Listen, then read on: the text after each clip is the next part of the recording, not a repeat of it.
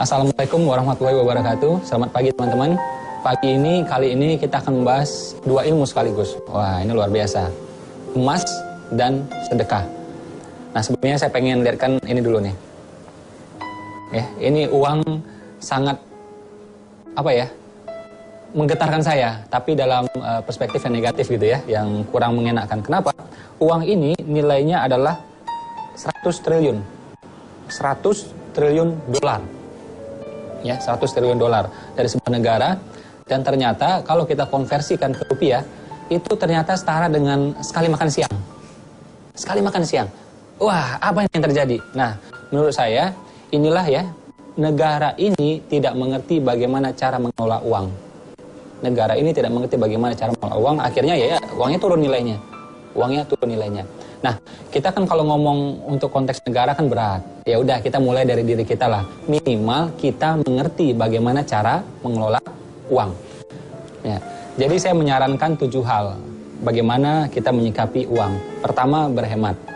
Kedua, sedekah. Ketiga, zakat. Terus dagang. Terus investasi. Ya. Terus apalagi properti. Terus apalagi emas. Coba kita lihat ya, 7 hal ini ternyata tidak pernah diajarkan di sekolah, tidak pernah diajarkan di kampus. Makanya kita nggak ngerti sama uang. Akhirnya ya itu ngos-ngosan ngejar uangnya. Nah, mestinya kita paham tentang 7 hal ini. Ya, kita dulu di sekolah malah diajarkan apa? Ilmu menabung kan? Ternyata menabung tidak membuat kita bergerak dari segi rezeki dan seterusnya. Karena inflasi yang besar di Indonesia sehingga uang kita di bank tuh nilainya malah merosot. Sekarang kita lihat tentang ilmu emas. Orang banyak mengatakan emas nilainya naik. Bisa ya, bisa tidak sebenarnya. Sebenarnya emas itu tetap. Kesannya naik, kenapa? Rupiah kita yang turun. Jadi kesannya dia yang naik gitu. Terus kita mengatakan lagi, oh biaya kurban, misalnya kita mau kurban kambing gitu ya, atau sapi gitu ya. Oh biayanya selalu naik dari tahun ke tahun. Bisa ya, bisa tidak. Sebenarnya tidak naik. Kalau kita bersandar atau kita berpatok pada emas, sebenarnya ya, itu nilainya sama sekarang atau 1400 tahun yang lalu. Jadi pernah dalam sebuah kisah gitu ya, bagaimana Nabi Muhammad menilai sebuah kambing yang sangat-sangat bagus ya. Nah, itu kalau dikonversi sama sekarang ternyata nilai emasnya adalah sama. Subhanallah, ini luar biasa. Jadi emas itu tetap sebenarnya. Dan menariknya, sebenarnya umat Yahudi, umat Kristiani, umat Muslim itu mengenal satu standar. Apa itu? Emas. Nah, tahun 70-an diganti oleh Amerika. Digantilah standarnya apa? Ya, uangnya dia gitu, dolar Amerika. Jadi orang sedunia mencari dolar Amerika, itu yang Amerika mau gitu. Yang sebenarnya emas, itulah yang benar. Kalau emas ini semua terjaga, nilainya terjaga. Nah, begitu akhirnya bersandar pada dolar, nah ini mulai kekacauan global terjadi. Amerika merasa dirinya aman karena semua orang mencari dolar gitu ya, ternyata nggak juga gitu. Akhirnya gonjang-ganjing juga masuk ke merekanya juga. Nah, sekarang kita lupakanlah masalah global gitu ya, kita lihat lingkungan yang lebih kecil lagi tentang keluarga kita. Jadi saran saya, teman-teman, misalnya punya uang nih, daripada nabung gitu ya, mending beli emas aja. Dan ternyata biaya naik haji dari zaman nenek kita sampai zaman sekarang sebenarnya tidak pernah naik. Yang sebenarnya turun kalau kita berpatok pada emas. Tapi kalau kita pegangnya pada mata uang kita gitu ya, itu kesannya naik dari tahun ke tahun. Sebenarnya tidak naik kalau kita bersandarnya pada emas. Bahkan juga biaya masuk ke sekolah atau kampus itu sebenarnya turun loh, turun kalau kita berpatok pada emas. Jadi emas ini luar biasa, dan ini sebenarnya telah diajarkan oleh Umar bin Khattab gitu ya, sahabat Nabi, bahwa semestinya kita memang berpatok pada emas dan dinar tentunya. Nah, untuk ini saya panggilkan seorang ahlinya, kebetulan seorang teman baik saya gitu ya, namanya Pak Ahmad Ghazali. Beliau adalah seorang financial planner, perencana keuangan, dan saya juga sering konsultasi sama beliau gitu. Nah, beliau kita undang akan sharing untuk teman-teman, untuk pemirsa di rumah, ilmu tentang emas ini. Kita panggilkan beliau. Ya. Assalamualaikum. Waalaikumsalam warahmatullahi. Gimana kabarnya, Pak? Alhamdulillah, sehat. Ya. Gimana, Pak? Emas hari ini gimana gitu? Harganya dalam jangka pendek sih biasalah, selalu naik turun ya. Tapi dalam jangka panjang kita lihat progresnya tetap akan naik. Oh, mungkin boleh di-sharing langsung ilmunya tentang emas itu seperti apa? Oke.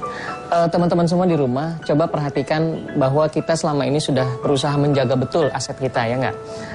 Kita punya harta, kita simpan baik-baik, kita kunci di rumah, kita punya tabungan, kita punya uang ditaruh di tabungan, kita punya aset yang berharga taruh di safe deposit box, bahkan kadang kita beli berangkas. Itu semua tujuannya satu, untuk menjaga supaya aset kita aman. Tapi ada satu perampok yang tidak pernah bisa kita jaga. Itu yang bernama inflasi. Yaitu ketika kita kerja sekarang, gajian bulan depan, harga-harga tiba-tiba naik. Ketika tahun lalu kita menyimpan uang sedikit, niatnya untuk naik haji, begitu tahun ini mau daftar, sudah naik. Nah, ini inflasi adalah perampok keuangan kita yang tidak pernah bisa ditangkap. Dan kita tidak pernah bisa lihat fisiknya. Nah, salah satu caranya, dan mungkin ini satu-satunya cara supaya aset kita bisa terlindungi dari bahaya inflasi adalah dengan melindunginya dengan cara menyimpan dalam bentuk sebagian dalam bentuk emas.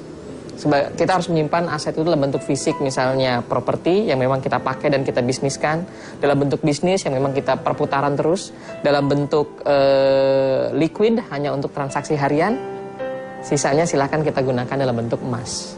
Karena emas ini bisa dibilang tadi selalu mengikuti inflasi. Selama ini sejarah menunjukkan bahwa emas itu menunjukkan stabil terhadap harga-harga bahan pokok. Harga-harga bahan pokok, harga energi itu akan selalu secara jangka panjang grafiknya akan selalu sama dengan harga emas.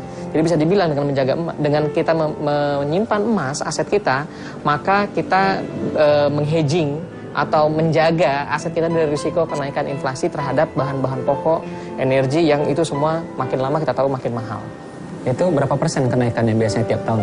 Kalau sebelum tahun 2000, sebetulnya kita lihat bahwa harga emas naiknya hampir setara dengan inflasi, sedikit di atas inflasi. Dari 2000 sampai 2011 ini yang menarik. Emas itu naik harganya sampai 5 kali lipat lebih. Dari tahun 2000 sampai 2011, mungkin bisa sampai 15, 20, 25% per tahun. Setiap tahun akan berbeda. 2011 memang agak sedikit berbeda, turun mungkin sekitar 15% saja. 2012 kita masih belum tahu. Tapi kita bisa lihat kalau inflasi tinggi, harga emas naik tinggi. Buktinya yang paling real tadi sudah disebut sama Mas Ipo adalah kambing untuk kurban ya. Kambing untuk kurban. Percayakan Anda bahwa pada zaman Rasulullah ketika membeli kambing itu harganya 1 dinar itu bisa dapat 1 sampai 2 ekor kambing. Mungkin kambing yang bagus dapat 1, kambing yang agak kecil bisa dapat 2. Nah sekarang setiap kali kurban coba cek berapa harga dinar. Tahun lalu harga dinar kira-kira 2.100.000 sampai 2.200.000. Harga kambing pun kira-kira segitu, yang paling bagus 2.200.000, ada yang sampai 2.500.000. Ini menunjukkan bahwa sebetulnya dengan kita menyimpan emas, kita bisa selalu menjaga daya beli kita. Kalau kita niatnya pengen bisa kurban setiap tahun, kalau begitu simpan saja emas. Simpan saja dalam bentuk dinar atau emas, sehingga setiap tahun kita tidak akan pernah mengalami harga kambing naik. Contoh yang real lagi adalah mengenai biaya naik haji ya, betul tadi sampaikan Mas Ipo. Tahun 97 biaya naik haji itu $2.500. Dalam rupiah kira-kira kalau nggak salah sekitar 7.500.000. Kemudian dalam emas kira-kira sekitar 250 sampai 300 gram emas. Tahun 97. Tahun 2007 biaya naik haji itu dalam dolar menjadi sekitar 3.000 sampai 3.500 dolar, artinya naik dari 2.500 jadi 3.500. Kemudian dalam rupiah dari 7,5 juta naik menjadi sekitar 25 jutaan. Dalam emas turun menjadi 150 gram saja. Jadi turun. Tadinya 300 gram menjadi 150 gram, setengahnya. Itu 2007. 2010, 2011 biaya naik haji 3.500 dolar, dalam rupiah 35 juta, dalam emas 95 gram.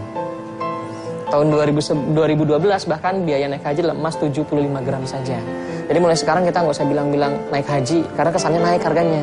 Kita bilangnya sekarang turun haji, karena turun kalau kita simpannya dalam bentuk emas. Itu salah satu rahasia bahwa emas itu adalah menjaga daya beli kita terhadap barang. Sehingga apa yang kita lakukan sekarang, rezeki yang kita terima, tidak digerus oleh perampok bernama inflasi tadi.